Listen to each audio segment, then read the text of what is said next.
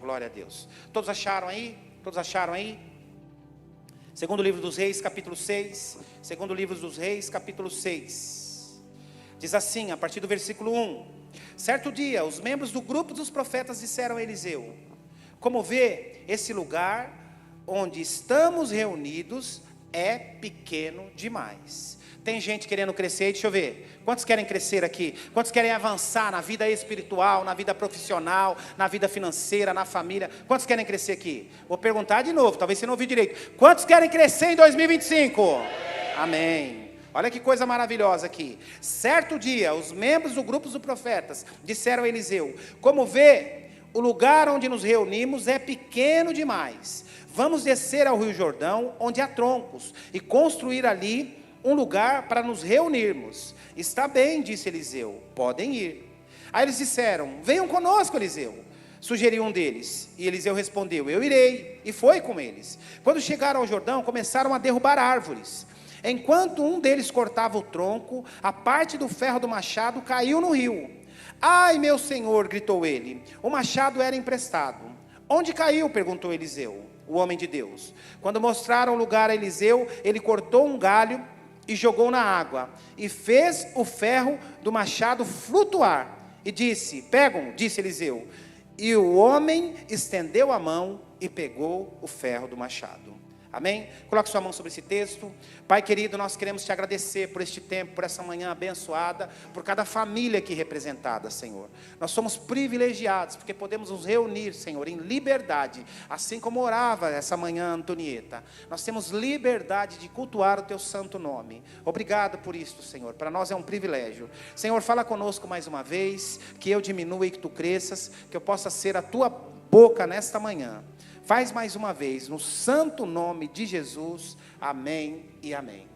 Irmãos, o profeta Eliseu foi um homem muito usado por Deus, um homem poderosamente usado por Deus e poderosamente usado no ministério de Deus. E este homem, o profeta Eliseu, ele era usado, ele servia a Deus servindo ao profeta Elias. E Elias havia partido e agora ele era o maior profeta de Israel.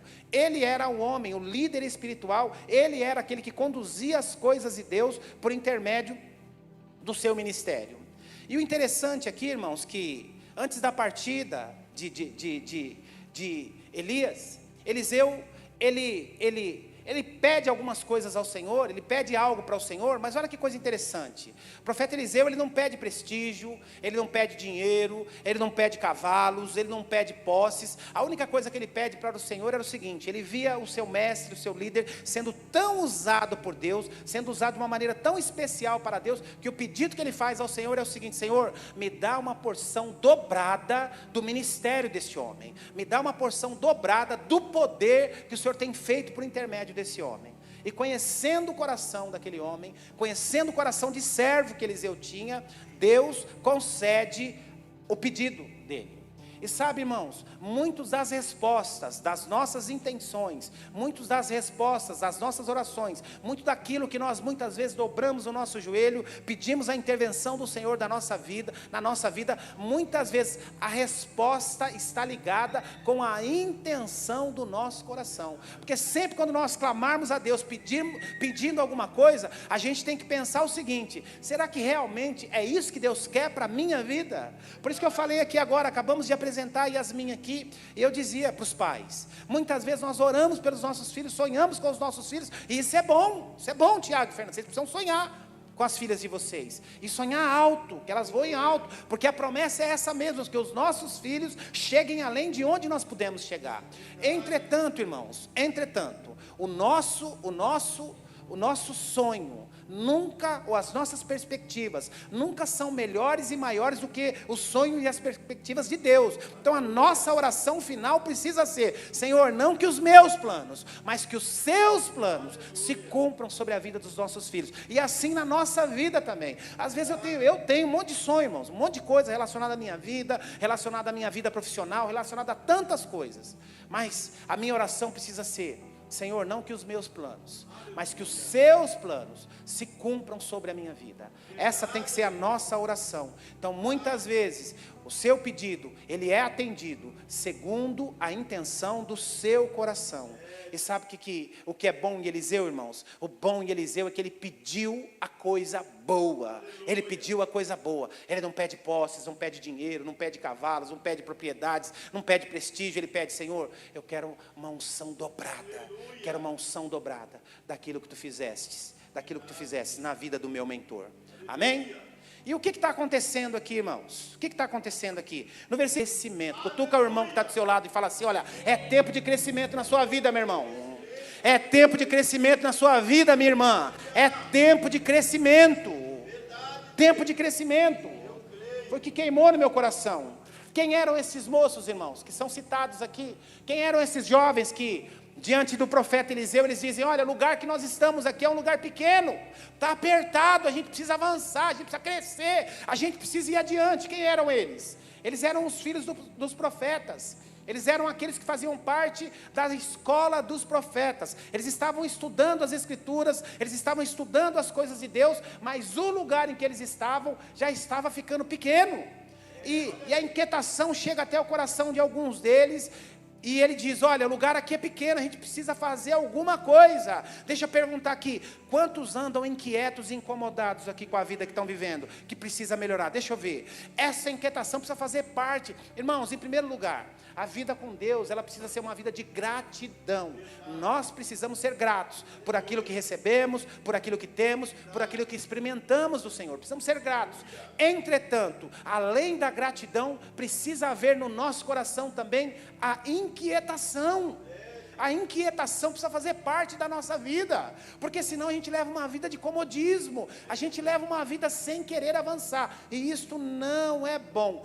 Homens e mulheres de Deus precisam sonhar com avanço, precisam sonhar com algo mais, precisam sonhar: eu preciso avançar espiritualmente, eu preciso avançar profissionalmente, eu preciso avançar ministerialmente, eu preciso avançar como homem, como pai, como mãe, como esposa, enfim, nós precisamos avançar. E aqui um desses jovens, ele estava inquieto, eles estavam vivendo lá um momento maravilhoso, estavam sendo ensinados pelos profetas, e principalmente pelo profeta Eliseu. Era um grupo maravilhoso, uma escola de profetas, e havia não só uma, havia algumas escolas de profetas, mas um jovem ali inquietou o seu coração.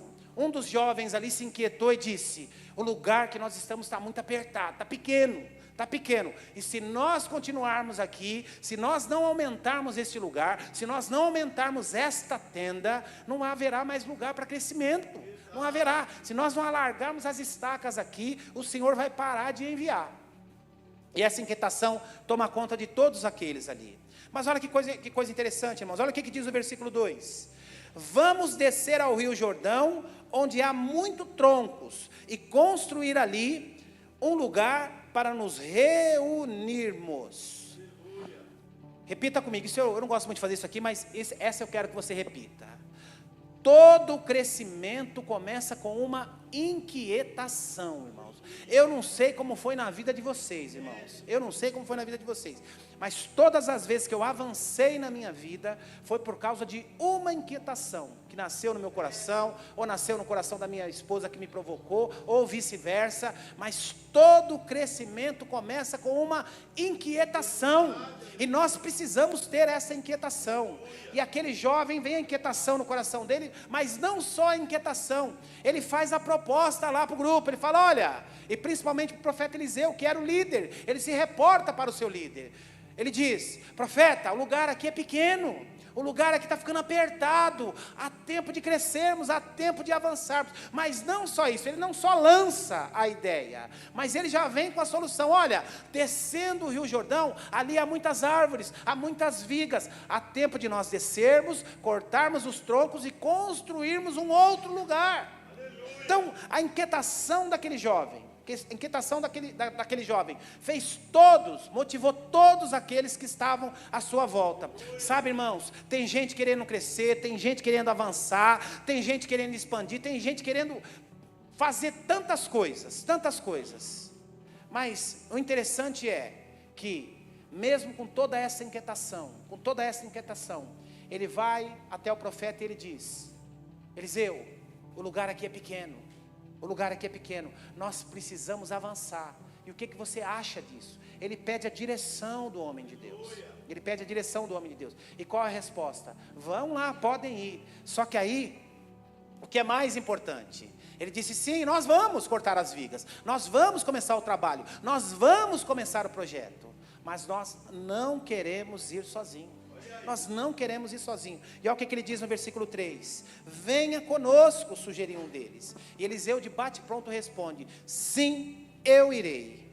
Sabe, irmãos, eles estavam empolgados, eles estavam cheios de ânimos, cheio de ânimo, cheio de entusiasmo. Entretanto, eles sabiam que não poderiam entrar num projeto como esse sozinhos. Mais uma vez o Senhor falando para mim e para você, irmãos, a importância de nos relacionarmos, a importância de andarmos juntos. É tempo de crescimento, mas isso não dá para fazer sozinho. É tempo de crescimento, mas precisa ter uma inquietação no coração, para sair do comodismo. Então ele não foi sozinho, o líder vai junto, mostrou o caminho. Eu lembro da passagem lá em Êxodo, no capítulo 33, irmãos, quando Deus estava enfurecido com a rebeldia do povo. Deus abençoava, alimentava, libertava aquele povo, curava aquele povo, e o povo só sabia murmurar, só sabia reclamar. Aí lá no capítulo 33 de Êxodo, o Senhor diz a Moisés, fala, olha, eu já preparei a terra para vocês, a terra mana leite e mel, a terra é boa, a terra é frutífera, entretanto, eu não vou com vocês. Diz o texto que Moisés e aquele povo choraram, porque o Senhor diz, olha, eu vou mandar um anjo, eu não tenho mais paciência para ir diante de vocês, porque se eu for, provavelmente eu os destruirei. Irmãos, e olha a posição do líder. Moisés, quando ouve aquilo, diz que ele chora, e ele diz ao Senhor o seguinte, Senhor, nós não iremos, nós não partiremos, se o Senhor não for conosco. Ou seja, havia uma promessa diante dele, diante do povo, vocês estão indo para um lugar bom, para um lugar frutífero, um lugar maravilhoso, mas eu não vou, estou mandando um anjo, o anjo vai cuidar de vocês.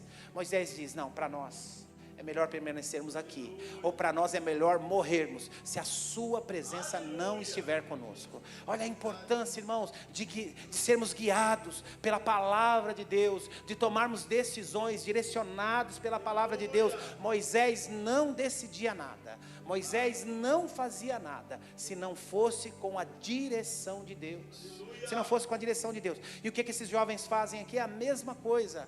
Eliseu, nós estamos entusiasmados. Eliseu, nós estamos apaixonados pelo projeto novo. Eliseu, nós queremos construir um lugar maior, um lugar melhor. Entretanto, seria tão bom se o Senhor fosse conosco. Seria tão bom se o Senhor estivesse à frente desse projeto. Seria tão bom se o Senhor nos direcionasse, nos ajudasse em oração, nos desse a coordenada. E qual foi a posição de Eliseu? Sim, eu irei com vocês. Então, o primeiro ponto, irmãos, é um tempo de crescimento. Há um tempo de crescimento para nós.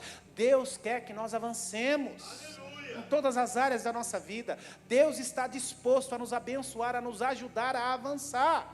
Agora, para isso, precisa partir uma inquietação do nosso coração. Nós precisamos nos mover, nós precisamos tomar a primeira atitude, nós precisamos dar o primeiro passo. No meio de todos aqueles jovens lá, um decidiu, olhou, todos estavam diante da dificuldade, todos estavam vendo que o espaço estava apertado, todos estavam vendo que estava ficando limitado, mas um tomou a decisão e disse, é tempo de nós crescermos, esse lugar está pequeno. E não só isso, ele já veio com a ideia e já veio com a solução. Vamos descer ao Rio Jordão e cortar lá, tem muitos troncos, e vamos construir um lugar melhor e maior. Esta foi a ideia. Então, em primeiro lugar, tempo de crescimento, né? Segundo lugar, precisa ter uma inquietação. E terceiro lugar, nós não podemos andar sozinho, nós não podemos andar sem a direção de Deus. Aqui, irmãos, quando eles dizem assim a Eliseu, desça conosco também, vá conosco também. Aqui Eliseu representa a voz do Senhor, a direção do Senhor. Quantas vezes você entra em projetos, você entra em em coisas que você deseja fazer sem a direção de Deus e quebra a cara. Se você já passou por isso, bem-vindo ao clube, porque eu também.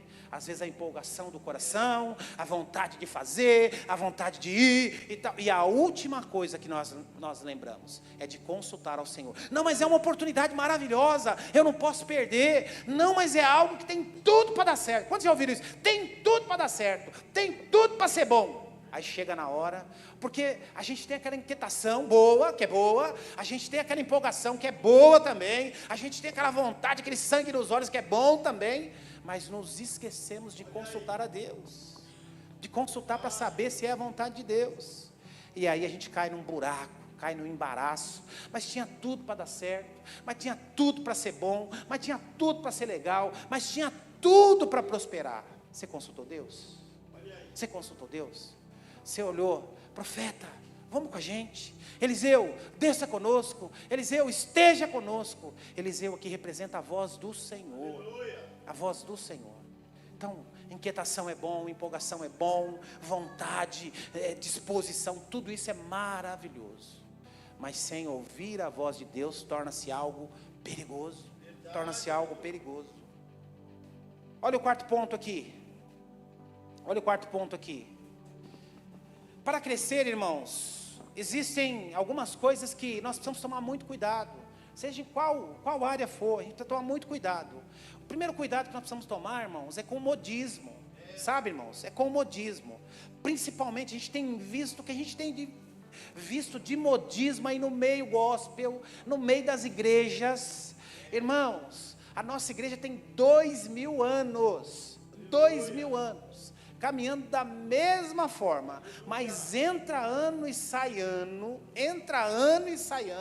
o que tem aparecido de novidade, é uma técnica que o pastor Carlos Alberto tem batido muito, falou lá na nossa conferência, em todas as reuniões de pastores, ele fala muito a respeito disso, porque muitas vezes, irmãos, o modismo nos leva a caminhos muito perigosos, Um dia eu fui num lugar aí, irmãos, tinha um caboclo lá de saia. E me perdoa, irmãos, eu sou um homem da antiga. Se você gosta, se tem algum irmão aqui que gosta de usar saia, em primeiro lugar você me procura lá em particular, para me orar por você e pedir perdão para você, se você gosta de usar saia. Mas o cabo usando saia. Aí eu não sei quem estava comigo, aí eu falei, não, mas agora é moda. Eu falei, não estamos na Escócia, não estamos lá não estamos na Suécia, né, Felipe? Felipe morou lá na Suécia, vai para a Suécia agora de novo. Lá na Suécia o povo usa saia ou não? Até lá parou também. Até lá parou, né, Felipe? Você não viu ninguém de saia lá não, né? Você viu lá, Paulo, alguém de saia? Olha, até a Suécia parou de usar saia, irmãos. Até a Suécia. Então, está só na Escócia mesmo, né? Então, assim, mas por quê? Por causa da moda. Ah, não, é a moda, vamos todo mundo... Então, assim, eu estou usando esse exemplo bem rasgado aqui para a gente entender. Porque muitas vezes, irmãos, as pessoas embarcam na primeira coisa que houve aí. E eu estou falando isso dentro e fora da igreja. É tanta coisa, é tanta loucura, é tanta coisa que a gente vê por aí. E quando você vê, você está atolado no buraco. Porque foi atrás de um modismo, foi atrás de uma moda, né? Agora, há um tempo atrás, teve aquela moda, todo mundo entrava aí naqueles investimentos de multimarketing, multimídia lá, né? Telex Free, tinha outros aí, um monte de gente embarcou. E o que teve de gente que perdeu dinheiro nisso, irmãos? O que teve de gente séria. Por quê? Porque foi na moda. E teve gente que entrou com os 2 pés de uma vez só e se arrebentou, porque foi atrás do modismo. Agora está a moda das bets. Eu estava assistindo, eu contei, irmãos, estava assistindo um jogo. Eu tenho assistido poucos jogos, sabe? Meu time não vai muito bem. Eu creio, Senhor, que hoje vai ganhar em nome do Senhor Jesus. Cadê os corintianos aí?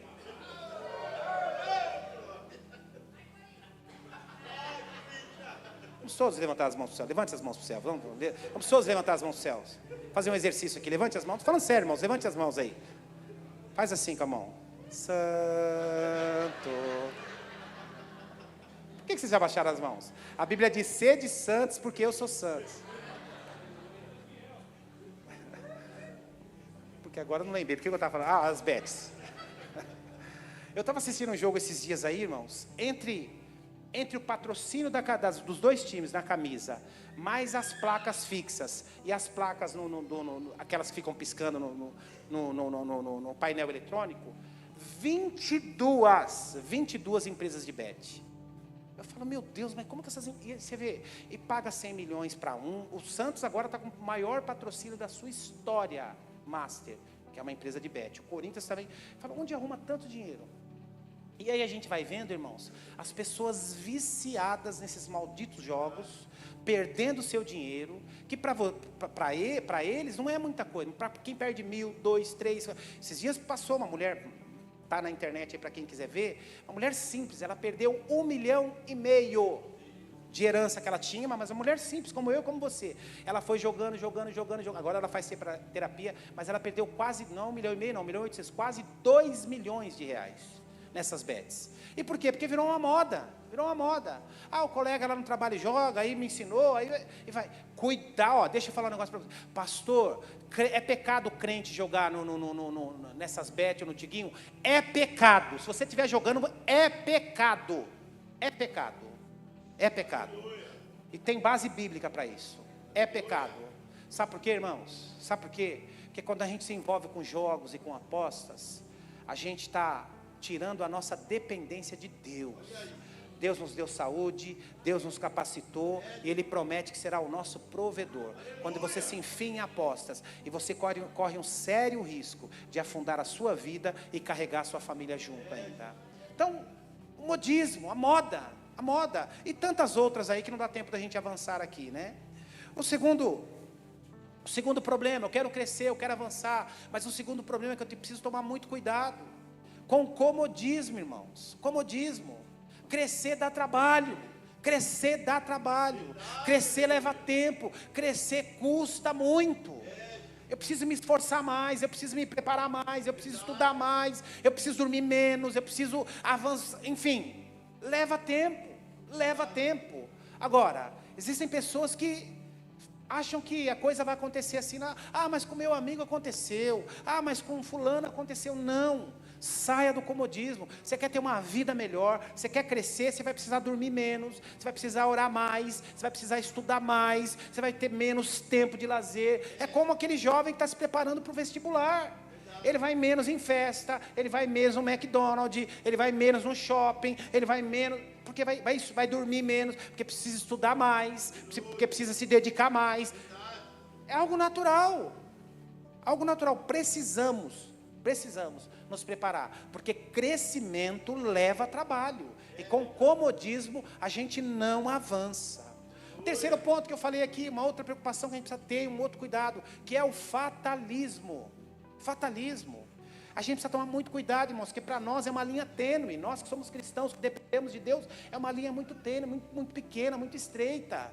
Por quê? Porque nós temos a certeza e a convicção de que Deus está no controle de tudo na nossa vida. Nós temos a certeza e a convicção de que Deus que guia os nossos caminhos, que Deus que é. Pastor, eu oro todo dia. Pastor, eu oro 3 vezes por semana. Pastor, eu levanto as madrugadas para orar. Pastor, eu me dedico, eu leio a Bíblia todos os dias. Chega no final do ano, eu li a Bíblia inteira. Já li a Bíblia inteira algumas vezes. Eu sou um homem de Deus, sou uma mulher de Deus. Amém? Eu tenho certeza que é Deus que guia a sua vida, que é Deus que guia a sua casa. Agora, é preciso tomar muito cuidado com o fatalismo. Às vezes um homem de muita fé, uma mulher de muita fé, pode se perder no fatalismo. Não, eu oro, eu jejuo, eu busco a Deus, eu estou nas reuniões, eu estou ouvindo o que Deus quer falar. Então, na minha vida as coisas vão acontecer, como diz aquele louvor lá, né? Deixa acontecer, né? Não é louvor, não? Não é louvor? Essa música é de Deus, não é não? Só para saber se vocês estavam espertos. Achei que alguns iam acompanhar aqui. Então, aí vem aquele samba no coração não, deixa acontecer naturalmente. Não, irmãos. Aquilo que eu preciso fazer, Deus não vai fazer. Aquilo que você precisa fazer, aquela atitude que você precisa tomar, Deus não vai fazer em seu lugar. Deus não vai fazer em seu lugar. Sabe por quê? Porque a gente não pode ficar crendo em fatalismo. As coisas acontecem porque precisam acontecer, ou as coisas deixam de acontecer porque deixaram de acontecer. É assim mesmo, o cosmos é assim mesmo, o mundo é regido assim. Não. O Senhor nos mostra caminhos, o Senhor nos dá direções, o Senhor abre os caminhos para que eu e você avancemos. Então fugir do fatalismo, né? E eu tenho certeza que quando eles estavam nesse tempo, quando aquele jovem, ele se levanta, ele vê que o lugar está pequeno, vem a inquietação no coração dele, ele percebe que ali o lugar está limitado, eles não estão conseguindo avançar, eles não estão conseguindo crescer, ele foge daquela, não, as coisas vão acontecer naturalmente, não, ele diz, olha, aqui está pequeno, a gente precisa avançar, a gente precisa descer até o Jordão, cortar mais vigas de árvores, construir um lugar melhor, para que a gente seja mais abençoado, para que mais pessoas se envolvam nesse projeto, para que mais pessoas sejam abençoados. Mas ele não tem só a inquietação, ele tem a estratégia também. Ele diz, olha, vamos lá, vamos descer, vamos cortar, vamos fazer assim, vamos fazer assado. Ou seja, ele foge totalmente do comodismo e do fatalismo.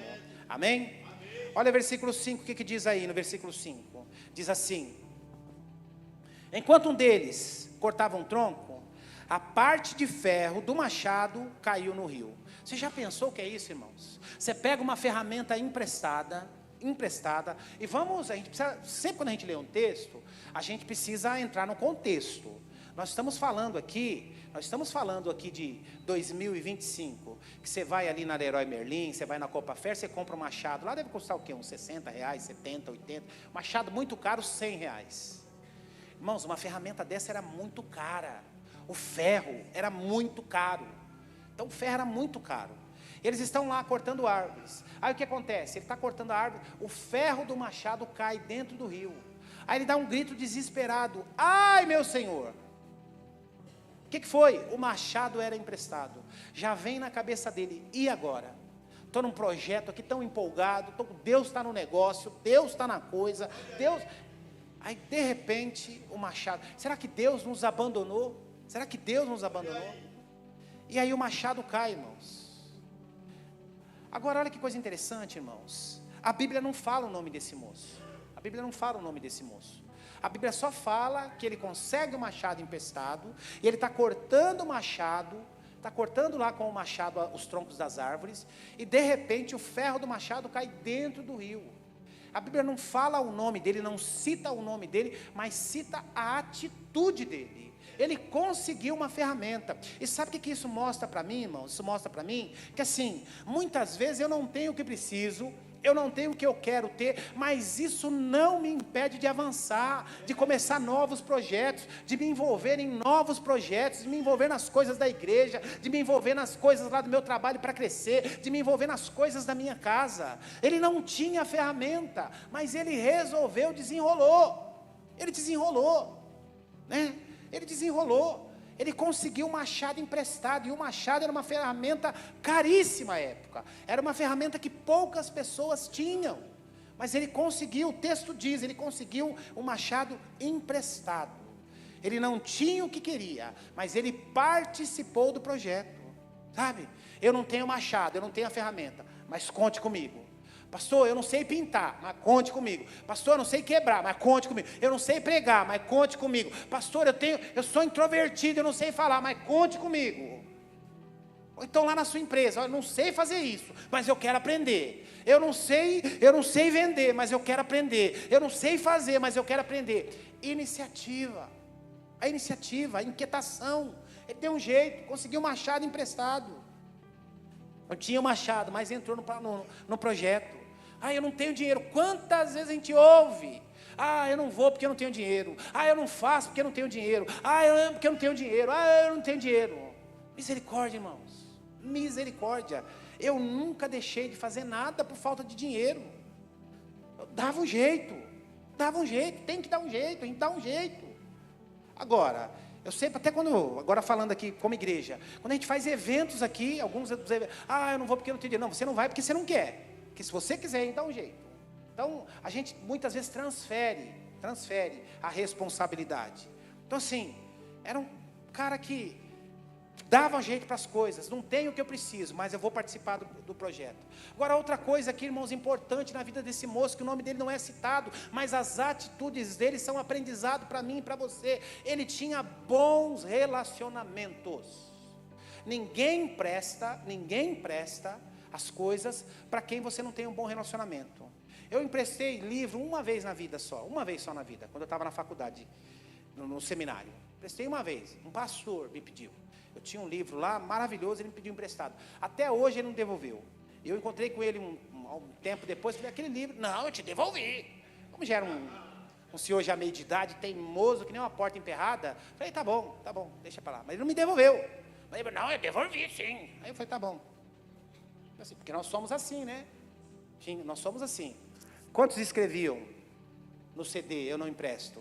Ou escreviam na canetinha? Tinha gente, eu lembro quando eu era criança, irmão, tinha aquele jogo de canetinha. Que os mais abonados tinham, né? Nós, os pobrinhos, não tinham. Aí a pessoa vinha aquele jogão de canetinha assim, aí colava assim, bem grandão, um adesivão assim, não empresto. Então não dava nem para pedir, porque ele emprestava. É claro que eu tinha meus bons relacionamentos, sempre me virava, né? Agora, por quê? Porque para que você receba coisas emprestadas, você precisa ter um bom relacionamento. Bom relacionamento.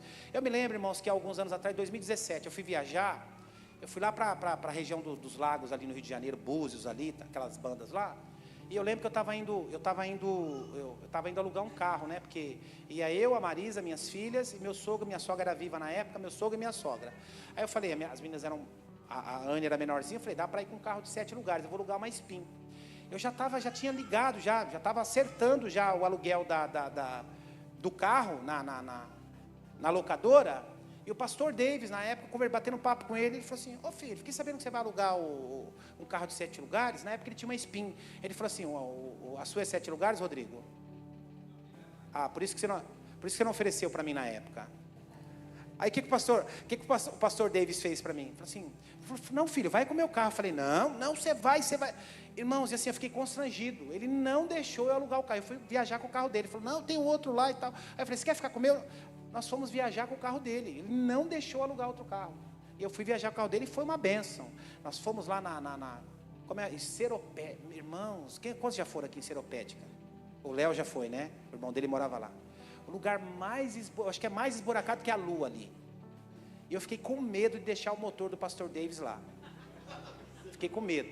Mas uma buraqueira, meu sogro tinha um amigo lá, ele queria visitar o amigo dele lá, acabamos nem achando, mas uma buraqueira. Mas assim, então assim, aí eu fiquei feliz, né, constrangido, mas feliz. Agora, para que você consiga receber coisas emprestadas ou ser abençoado por outras pessoas, você precisa ter relacionamentos.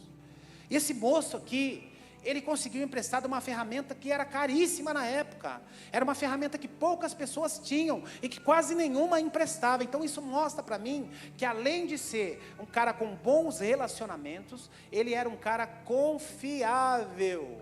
Confiável.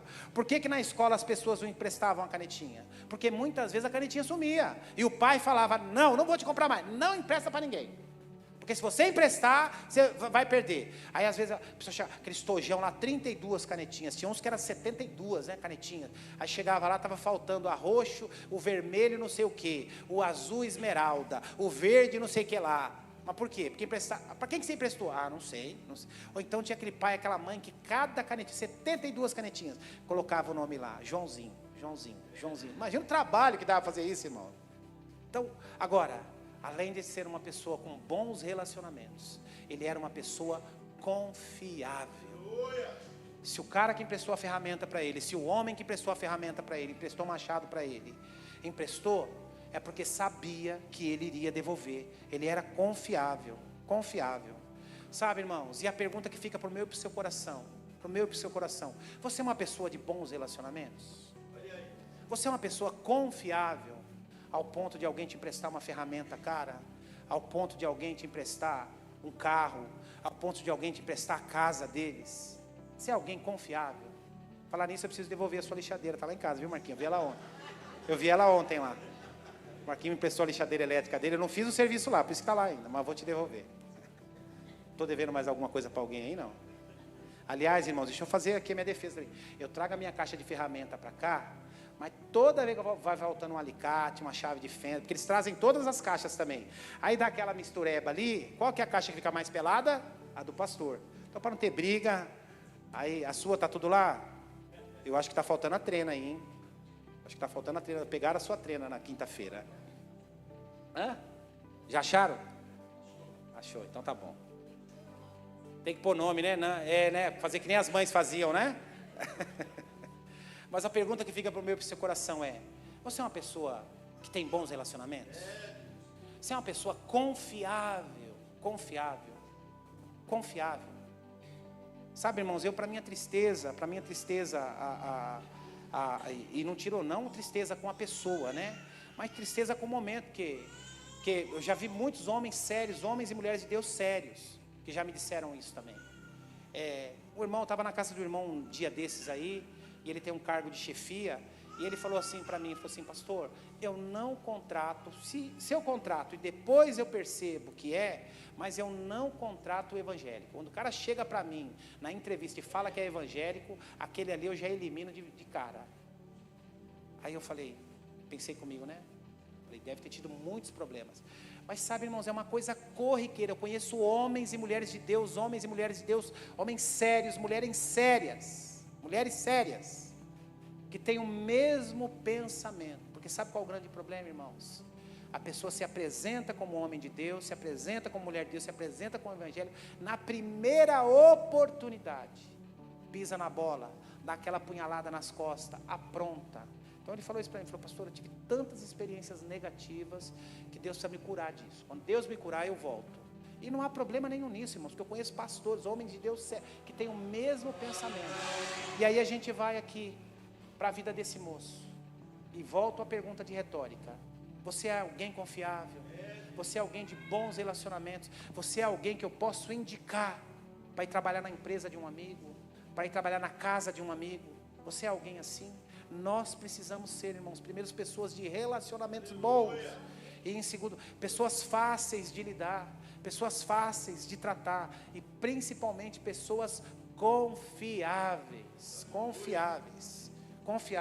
Pessoas que você vai fazer o serviço na casa de alguém, a pessoa te entrega a chave e fala assim: olha, faça aí. Confiáveis. Isso que nós precisamos, é isso que nós precisamos. E este moço era assim, esse moço nos dá uma aula com relação a isso. Agora no versículo 6 e 7, para a gente encerrar, diz assim: onde caiu? Perguntou o profeta, o homem de Deus. Quando mostraram o lugar para Eliseu, ele cortou o galho e jogou na água, e o ferro do machado fez flutuar, enroscou naquele galho. Ele disse para o moço: pegue agora. Aqui o milagre, irmãos, aqui o milagre é o menor de tudo. Essa passagem ela é tão poderosa para nós, é tanto ensinamentos para mim e para você, que o milagre aqui é o menor de todos. Porque aqui fala de um jovem inquieto, uma inquietação, mas não só inquieto, um jovem com atitude, já com a estratégia: vamos descer até o Jordão, vamos cortar os machados. Aí não fala se é o mesmo, mas outro jovem consegue uma ferramenta caríssima. Olha, eu não tenho o que eu preciso, mas eu vou fazer parte desse projeto. Eu não tenho o que é necessário, mas eu não tenho dinheiro, mas eu estou junto. Eu posso orar, eu posso ajudar, eu posso trabalhar. Consegue o machado emprestado. Aí depois que eles estão lá totalmente envolvidos com o projeto, essa ferramenta caríssima à época, ela cai dentro da água. Perdeu, não tem como mergulhar, perdeu. Só que o que acontece? Havia um homem de Deus junto com eles, liderando todo esse trabalho. E o homem de Deus pergunta: onde caiu o ferro do machado? Mais ou menos aqui. Ele joga um galho, esse ferro flutua e enrosca. Ele fala: pode pegar agora. Há um desespero daquele moço, porque ele era um moço sério, ele pegou emprestado. Ele dá um grito, ele fala: ai meu Senhor! O machado era emprestado. Ele pensa: o que vai ser de mim agora, da minha reputação? Como que eu vou fazer para devolver? Como que eu vou fazer para explicar? E aí Deus faz um milagre maravilhoso, e o machado flutua. Aí continuando aqui: pegue-o. E Eliseu, disse o homem de Deus, estende a mão. Ele estendeu a mão e pegou o machado. Sabe, irmãos, as lições que ficam para mim e para o seu coração sabe, talvez, na sua vida, ou na minha vida, na vida de qualquer um de nós aqui, talvez estejam algumas coisas na sua vida que estejam aí afundadas, que tenham afundado, tá lá no fundo do rio, e que precisam flutuar, que precisam renascer novamente. Quem sabe nessa manhã Deus não quer te despertar para isso? Quem sabe nessa manhã Deus não quer te despertar para isso? Aquilo que estava afundado lá no fundo do rio, aquilo que estava guardado, aquilo que estava submerso, Deus não quer trazer à borda de novo para te reanimar. Sabe, irmãos, é tempo de crescer, é tempo de crescer. Aquele jovem, ele foi despertado, ele diz, o lugar aqui está pequeno, o lugar aqui está pequeno, aqui nós não vamos avançar, aqui nós não vamos crescer mais, limitou-se. Vamos descer até o Jordão, não tem ferramenta, mas vamos descer até o Jordão, que a providência o Senhor vai dar. Quantos querem crescer aqui? Quantos querem avançar aqui? Vamos ficar em pé, vamos ficar em pé, vamos ficar em pé.